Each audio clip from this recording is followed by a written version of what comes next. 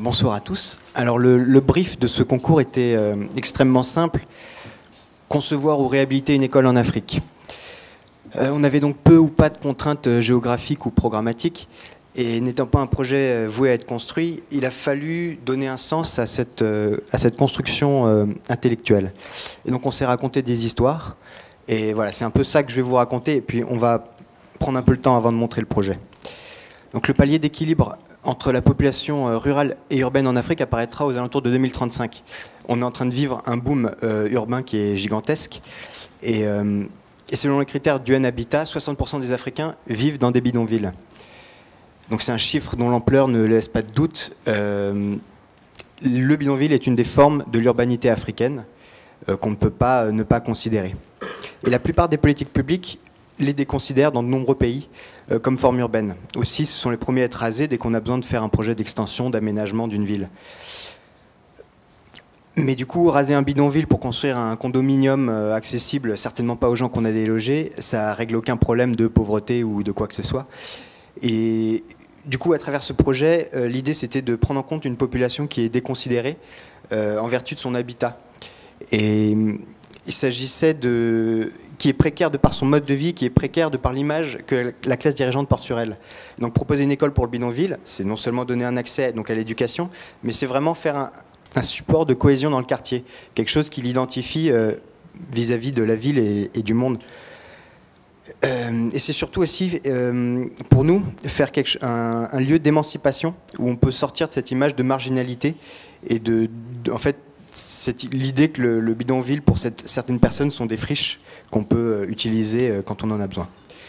Donc voilà, le projet part un peu d'un postulat un peu politique qui est de se dire que de la même manière qu'on ne peut pas raser une école, on ne pourra pas raser le quartier qui l'accompagne. Donc on va rentrer un peu dans le site. Donc on est à Dar es Salaam en Tanzanie. Sur la côte est, sur le canal du Mozambique. Et donc, on a une image aérienne de la ville, et si on essaie de la synthétiser, en fait, ça donne un peu ça, c'est-à-dire qu'on a une bande littorale qui est constituée par un habitat haut en béton, dense, orthogonal autour d'avenues. Et on a en second plan, dans les terres, donc, une prolifération infinie jusqu'à l'horizon d'un bidonville.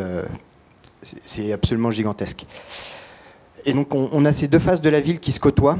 Et la question, c'est qu'est-ce qui les délimite? C'est la première question qu'on s'est posée.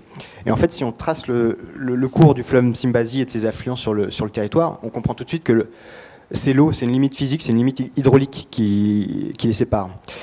Parce que lors des saisons des crues, lors de la saison des pluies, on a affaire à des crues éclairs en fait, qui emportent des quartiers entiers qui inondent les villages. Et donc c'est une vraie problématique et qui fait une vraie scission dans la ville. Et donc l'idée, c'est de se mettre à Tandalé. Tandalé, c'est un bidonville de Dar es Salaam qui est donc relativement central dans la ville finalement, qui subit de plein fouet les risques hydrauliques et qui surtout se trouve proche du bidonville de Kourazini qui a été démoli en 2015 sous prétexte qu'il était en zone inondable pour faire un parking. Du coup, l'idée, c'est de se dire, voilà, on ne peut pas accepter ça, il faut que l'école, est-ce que l'équipement public peut servir à quelque chose là-dedans? Est-ce qu'on peut donner une image à travers le projet?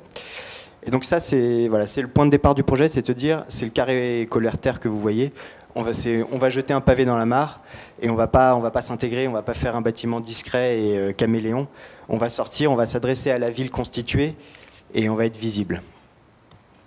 Alors du coup, ça c'est le site. On voit un habitat ultra dense avec des zones moins denses qui sont en fait les endroits qui sont particulièrement sensibles aux crues. La première intuition, c'était de se dire on va partir de semelles filantes. C'était une idée infrastructurelle parallèle au cours du fleuve qui du coup s'adapte à la topographie et au cours de la rivière pour avoir un maximum d'hydrodynamisme pendant les crues. À partir de là, on les réunit par deux et on crée ces sortes de plateaux qui sont, pour moi, c'est pas encore de l'architecture, on est encore dans de l'urbanisme. C'est presque un outil qui pourrait être utilisé pour développer un nouvel urbanisme proliférant, en fait, dont le principe est de surélever le plancher, de surélever le niveau zéro. Parce que Dar es Salaam fait partie des Joining Metro Cities, je crois. Et c'est-à-dire, elles font partie des grandes villes africaines qui vont subir les effets de la montée des eaux. Et à partir de là, on entre dans l'architecture. Donc à partir de ces fils structurels, on développe un projet verticalement. On part du voile, on arrive au poteau, du massif au léger, du lourd à l'aérien. Et donc avec cette déclinaison structurelle, en fait, on décline aussi des matériaux avec une base en béton, durable, située vraiment sur le site. Ensuite, des niveaux en terre, et lorsqu'on excède la capacité porteuse de la terre, on passe en bois, structure légère et préfabricable. Bon, c'est assez théorique parce que c'est compliqué en Afrique, mais... Plan masse, on voit le plan masse normal, le plan masse lors des crues. Voilà, c'est l'idée du projet, c'est de se dire, c'est une ligne de vie, c'est une voie de sortie, c'est une bouée de sauvetage. Plan de rez-de-chaussée bas, voilà, on voit la manière dont le fleuve impacte le cours du fleuve impacte altère la forme des fils structurels sur le côté droit. Donc voilà, là on entre vraiment dans l'architecture, on a un plan de R+1, où on voit donc les programmes qui s'organisent sur chaque palier, avec entre chaque programme des circulations et des espaces servants. Donc vous allez voir à chaque niveau, il y a pas mal de niveaux, à chaque niveau qu'on passe, la structure au droit des fils structurels s'allège. C'est un projet qui est très vertical, qui est très rationnel et répétitif. Donc là on a un vide central sur la cour. Donc là on voit, on passe en structure bois, ça s'allège, ça s'affine, et ça monte assez haut en R+6. Donc voilà, l'idée c'était de ne pas consommer trop d'espace et pour ne pas avoir à défricher le bidonville aussi. Donc à côté de ce travail, on va dire peut-être plus urbain et politique, il y a une vraie volonté de s'inscrire dans le territoire à travers l'environnement. Donc on est à Dar es Salaam, c'est à 6 degrés de latitude, ça veut dire que c'est très très proche de l'équateur. Et en fait, le soleil toute l'année et toute la journée est sur un axe est-ouest quasiment vertical, quasiment zénital.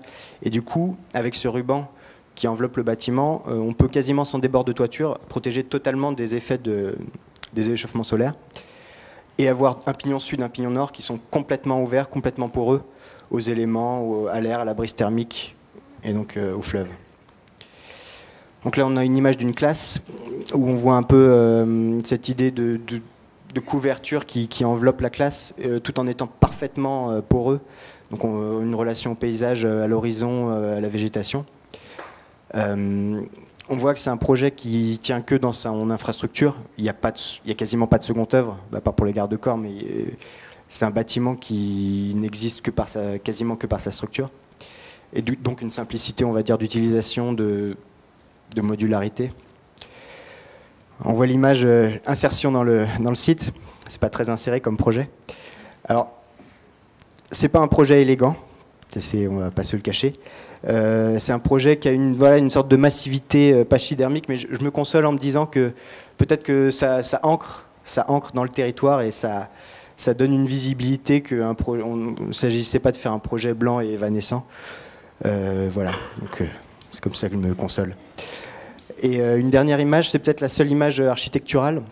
Parce que pour moi, l'architecture, c'est prendre un bâtiment et faire un univers dedans, qui a ses propres lois, etc. Et donc, malgré la rigueur, disons, la verticalité, la rationalité, la répétitivité, trouver des moyens avec des doubles hauteurs, des passerelles, des percées visuelles, etc., pour créer un univers de l'enfance et de l'éducation, si c'est possible.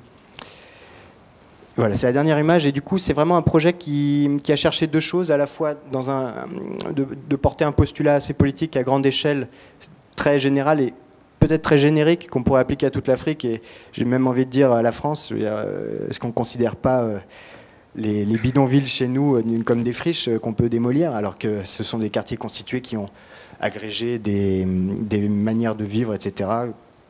Si on ne donne pas de remplacement, ça ne sert à rien de les détruire. Et tout en proposant une sorte d'inscription très très précise dans le territoire, en essayant d'être pertinent de cette manière. Voilà, je vous remercie.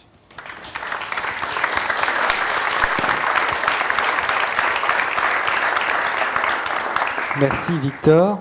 Alors on vous propose, donc on voit qu'on a deux approches quand même assez différentes et donc c'est ce qui fait aussi la richesse de ces présentations et on vous propose, si vous avez des questions, on a un petit quart d'heure avant d'enchaîner avec Boubacar et Thibaut. Si vous avez des questions, n'hésitez pas à lever la main, à prendre la parole.